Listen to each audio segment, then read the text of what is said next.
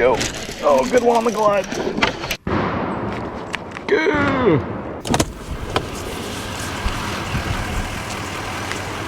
Oh, hello. What's your name? Very sweet. You're kind of wet. You been swimming? Oh, good boy.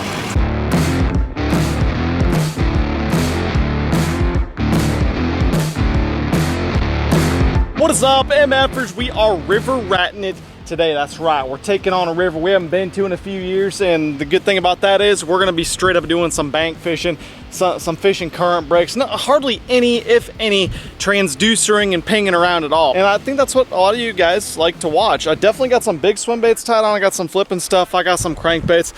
And we're gonna check out all different types of areas in this badass river here. It's got a lot of numbers of fish, but it's got freaking monsters in it too.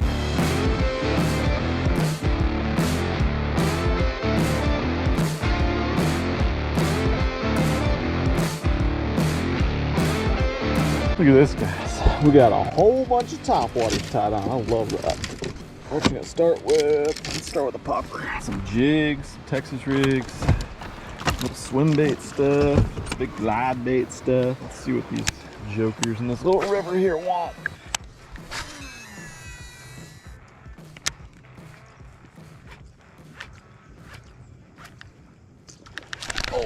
Oh, how did he not get it? He said, oh, he got it that time. Oh, that's a giant one right there. That's a damn giant one. It's an angry little spotted bass, and he got it, of course. Big ones, he'd be nipping at it, just getting skin hooked. Little baby guy, he freaking might have killed him. And right there's a little spotted bass for you guys that don't do without a fishing in the south or the southeast. I mean, shit, spotted bass will be everywhere. West, north, really everywhere except, I mean, the northeast. Midwest doesn't have a lot of spotted bass, but we got them everywhere here in Texas. Just looking for something different. I mean, this entire river system is freaking laydowns and cypress trees and flats and drop-offs and current breaks and shit everywhere. Great habitat. And so I found some riprap. You guys notice, look at the different color on the riprap right here. That means, well, it hasn't been flooded, but it looks like it's still pretty wet. And so what that means is, and I know this from being here a couple of years ago, when they generate water, it raises that water level really high. So right now they're not moving much water. The water's low this morning. And so the fish are, you know, in theory going to be a little bit more scattered out, not going to be as target related. So, I mean, this riprap is a good place to start, just a high percentage area they can pull up and feed. There's like 10 spotted bass and bluegill underneath my popper right there. We want something that can come up and eat those boys. I do have a slammer. I got my 7-inch slammer tied on. I put a 9 or a 12 on even. Try to increase our caliber of fish up here.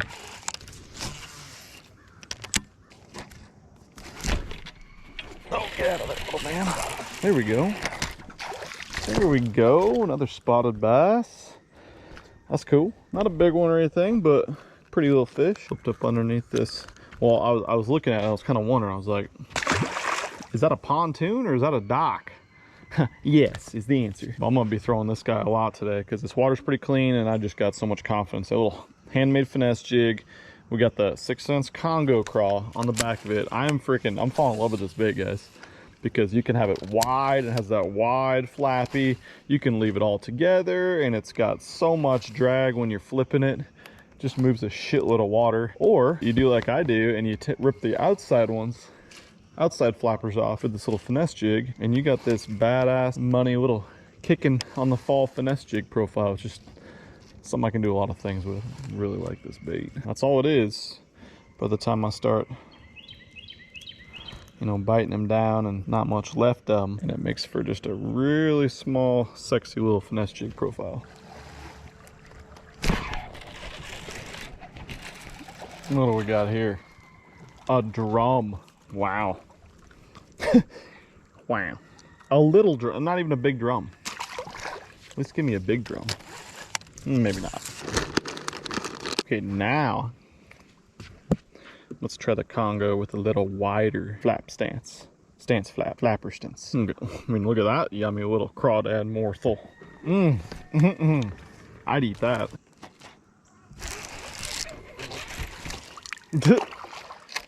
Wow, that was giant. Giant 8-incher.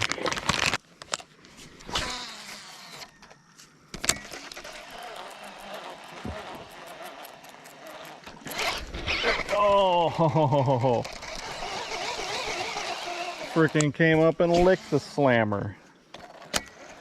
That ain't right. You eat the slammer when it comes by there. Must not have been a very big fish. Usually they don't do that. Usually it's skadoosh. For those of you that have never seen a MS slammer in the water, looks so stupid out of the water. In the water, really cool. Natural wood bait. Old school.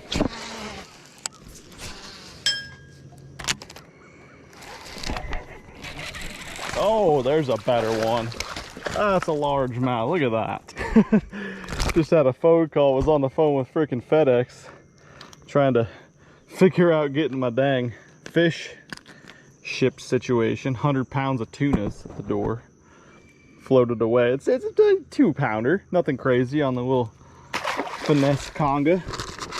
I didn't think I was gonna get bit right there because I rang the damn dinner bell. If you guys heard that, it was like dong. I was pissed off. I was like, all the freaking gaps right there. I flip in there and hit the damn dinner bell. Dummy. But hey, it woke them up. Hit them poles. Hit all the poles. That one was with the wide Congo flap. Finesse jig Congo. Yeah.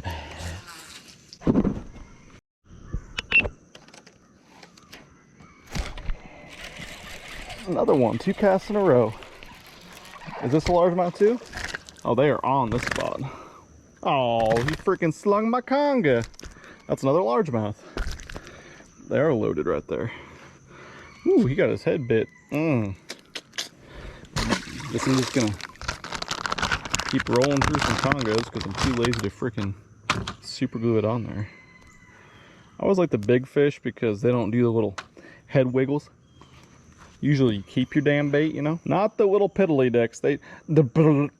Just machine gun the whole way in.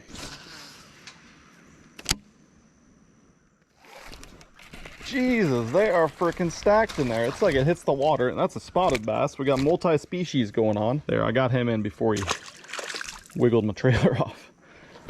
My bait like hits the water. I don't know what it is about this dock, but I'll definitely be fishing some more docks that aren't the floaters, the ones that got the poles that go down. Maybe that's the deal, and that's what I'm talking about, something that's a little bit different. We got horizontal laydown cover everywhere, and then these poles right here are obviously vertical, so something a little bit different.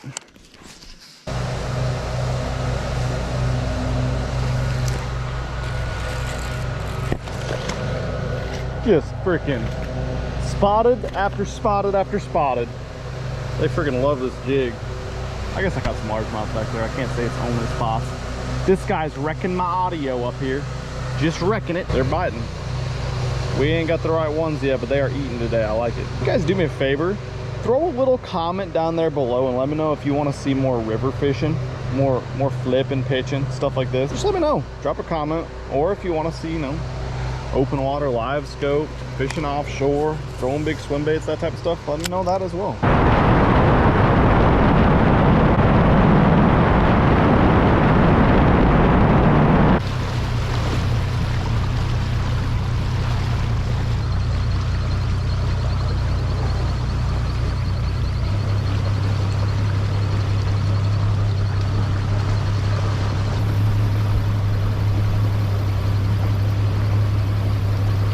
All right, check this out. Snuck into a little backwater, decided to make a move because, you know, you guys were there. You saw what was going on. We weren't doing anything impressive up on that main river area. So we moved down and now we're in a little backwater spot, sneaky to kind of get into. And I've actually never fished this except for in the springtime, or I guess kind of, you know, post-spawn time. And there was a lot of fish there then, but I know they were in here because they were spawning. There were some giant ones in here actually. So I don't know if they live here year round. We're gonna have to kind of just poke around and see what we see, you know? You guys get it. Try to catch fish. Okay. Woo, bud. Freaking gunshots galore.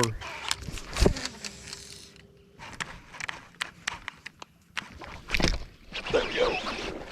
Frogfish. Came up and got it. Yay, a frogfish. That was cool. I was just sitting up there.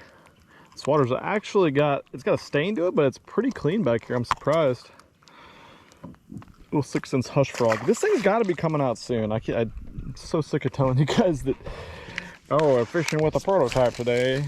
I don't like, you know, talking about things that you guys can't get your hands on, because I want you to go out and freaking get them. But it might be available by the time this video is out. I'll drop a little link if it is. But it's a cool little frog, because it's a little bit more of a finesse frog. Skips well, walks well, and as you guys saw, even a little one like that sucks it down. You're gonna have a really good hookup ratio.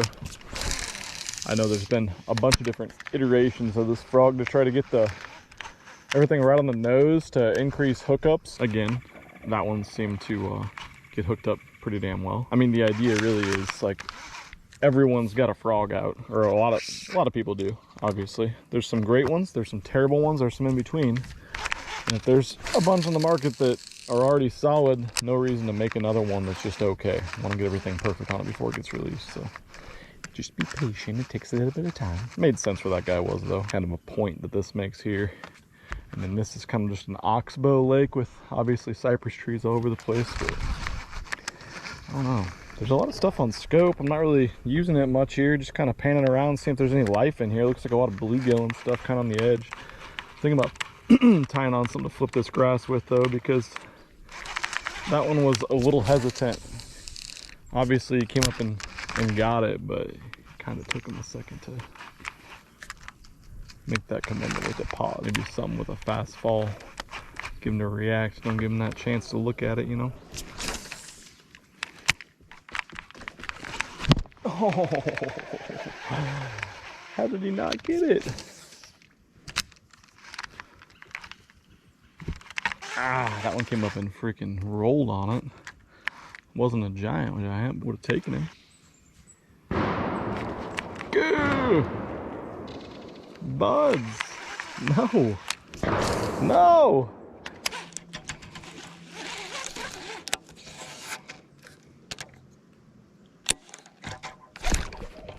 What's up, bud? Yeah. Made sense, right? Freaking right on the tip of the grass patch right there, right underneath this log. And once again, guys, we're getting excited about little baby dicks, but we're getting bit. You know what? This river's tough. Not a place where there's a lot of big ones. We're getting bit. How's it going? Oh, pretty good. A couple small ones.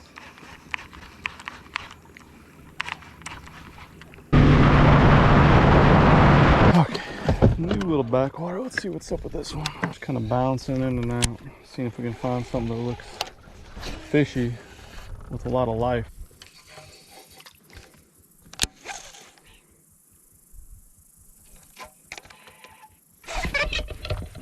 Yay! Almost yay.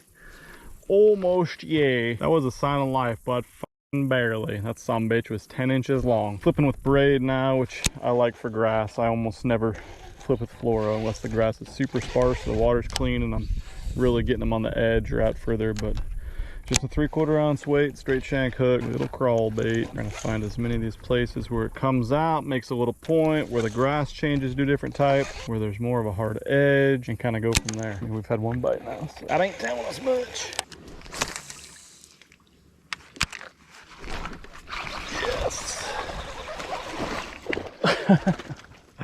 Man, it's just fun. It's fun catching them on topwater. It's not a damn big one, that's for sure. I mean, there's no rhyme or reason to it, but there is freaking peckerheads.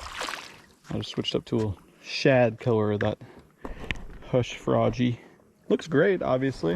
I don't know. I was fishing the mat side of the backwater with all the, I don't know, peckercorn or peckerwood or dick grass or whatever they call it, and nothing, just that one little one. And then I come over here and this side's a little bit deeper. It's got shade, it's got little duckweed and all them cypress trees over here. The first freaking grass patch I dropped this frog onto. I mean, I'd at least like to see an alligator or something that I could throw a frog at. I'm just gonna stop talking about it and go do it. I'm gonna fish this bank right here, and then I'm gonna get back out in the main river. Okay, tie us on a little new jig and Congo crawl. We are back on the main river, and it appears they might have kicked on the generation because I think there's some current, and I think that because I can see there's some mud clouding out from the bank, which means the water's come up or it started pulling one direction. So that could be good. It's probably gonna hurt things, you know, as far as the big fish go anyway. But I'm gonna just kind of work my way back. There's one right there, little spotty. I'm gonna work my way back to the ramp and hopefully we can get something that would eat one of these dickheads. God, they're just freaking everywhere. This color is so badass. It's called molting crawfish, and it's just like watermelon red on one side, it's that blue glimmer on the other. I'm still going big flap, wide flap that is. Jig profile is so important to get that right and to just have it be different, and unlike what everyone else throws, I think it's always been so key for me. I mean, look at that. Look at that sexy little crawfish morsel right there. That's some bitch. I mean, I threw it once, it got bit.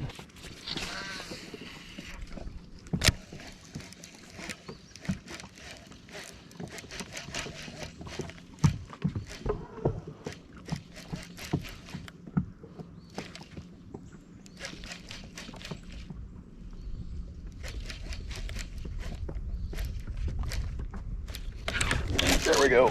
Oh, good one on the glide. Yeah, that's what I'm talking about right there. Came up and freaking T-boned it. Look how perfect the spot is too. Big old lay down off the front of it. God dang it. Look at that thing. Woo, that's what I'm talking about. When I say a perfect spot, I mean perfect. Because look at this, we got the river's wide right here. It comes down, and right as it hits and bottlenecks out, there's this big lay down right across the front of it. This girl was sitting in there. That ain't a freaking giant one. That's a pretty damn good fish though. I mean, that's a 5.5, 6 pound fish. I mean, guys, we're definitely not out here railing them, but that is fun. Good quality fish just from sticking with it, not going in early. It's hot out here, and that's probably a big reason why you can get a fish like this to come up and bite, because of the shade lines. I mean, not only a great spot because it bottlenecks down with that current, but such a good little shade line spot too in the middle of the day like this. Begging, I love it. Let's weigh on this one. Let's see what she weighs. She is just what we thought. Get her back down there so she can go play again. Big strong river fish.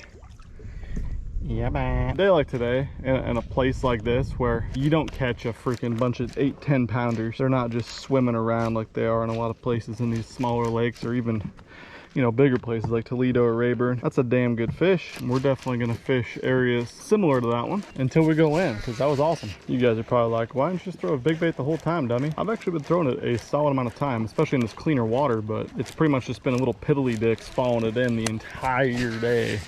Like 10 of them every cast. Like I've been saying, I don't know if there's a giant population of big ones in here, so we get to that primo piece of cover right there, and a big one finally decides to come up and show itself a little bit. I like that. Look at this school bluegill. There's like 20 bluegill behind it.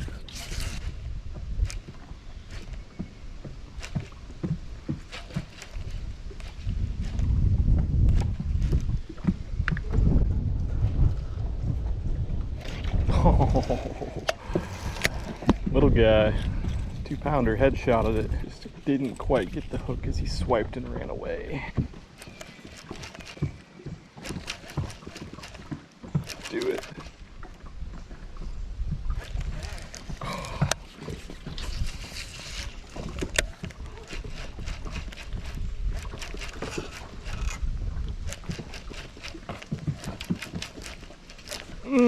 Got his ass. Little pecker.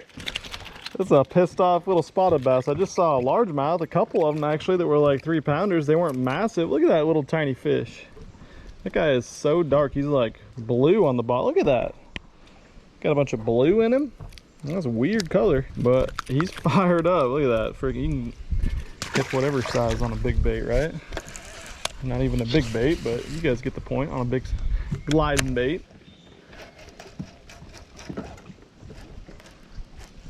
Oh my goodness, they are losing their minds on this thing. Staying here a little longer than I thought.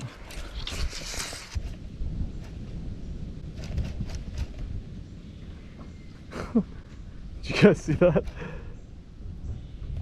Couldn't see the fish because it's dark right there, but little spotted bass just coming up, eating off the surface. You gotta be a special situation to get a hook in one that small.